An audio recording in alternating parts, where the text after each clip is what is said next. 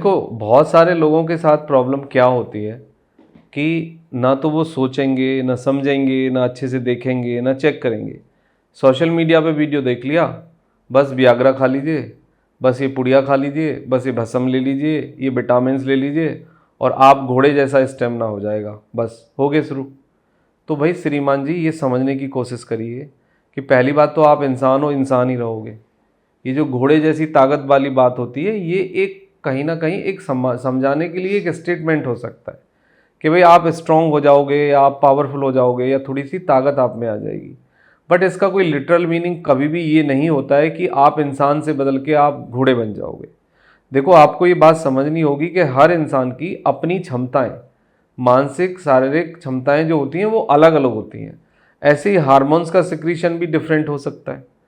तो जब इंसान की लंबाई चौड़ाई अलग है, मानसिक क्षमता अलग है, शारीरिक क्षमता अलग है, तो उसकी सेक्सुअल पावर भी कहीं ना कहीं अलग होगी।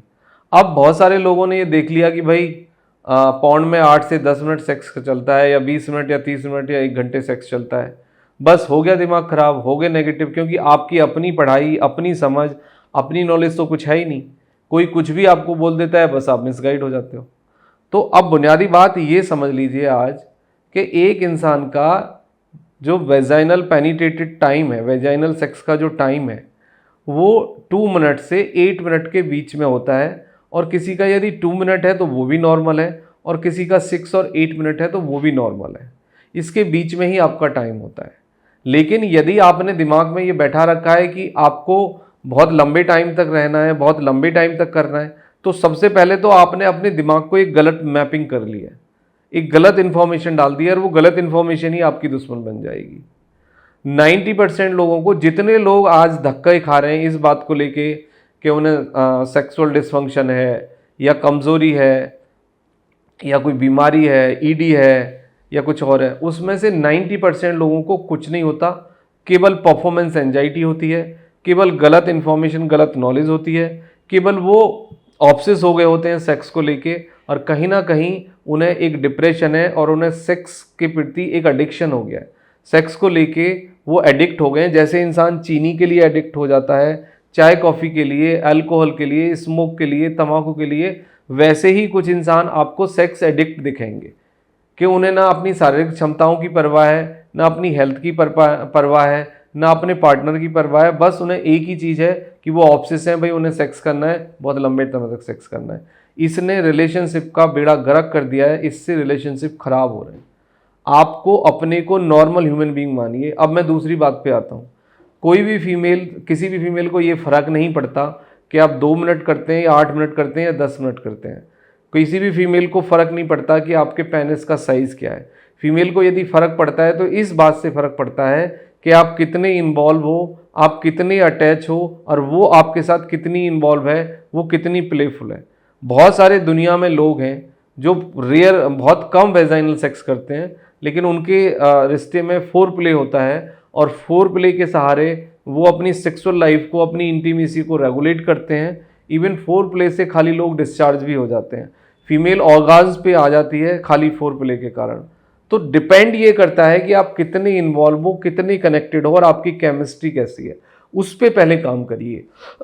अब हम दूसरी बात पे आते हैं कि क्या कुछ फूड ऐसा होता है, क्या कोई खाना ऐसा होता है जिससे कि आप स्ट्रांग हो जाएं, आपके अंदर एक ताकत आ जाए।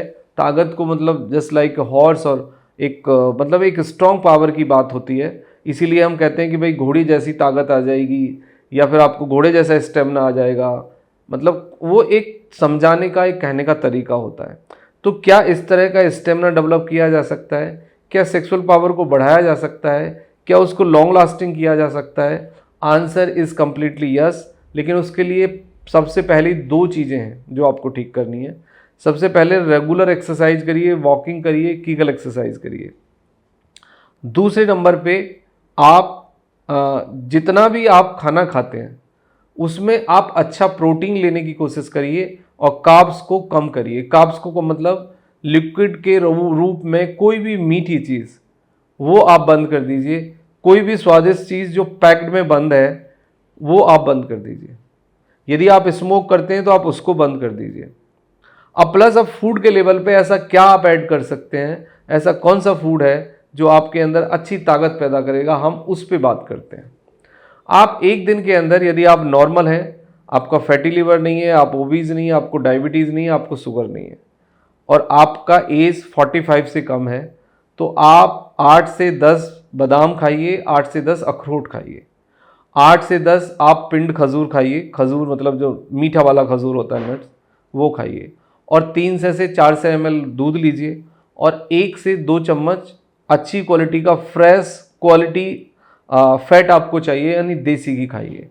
उसके बाद आप नॉर्मल खाना खाइए और नॉर्मल एक्सरसाइज करिए, और ये फूड आप ऐड करिए फॉर 1 मंथ।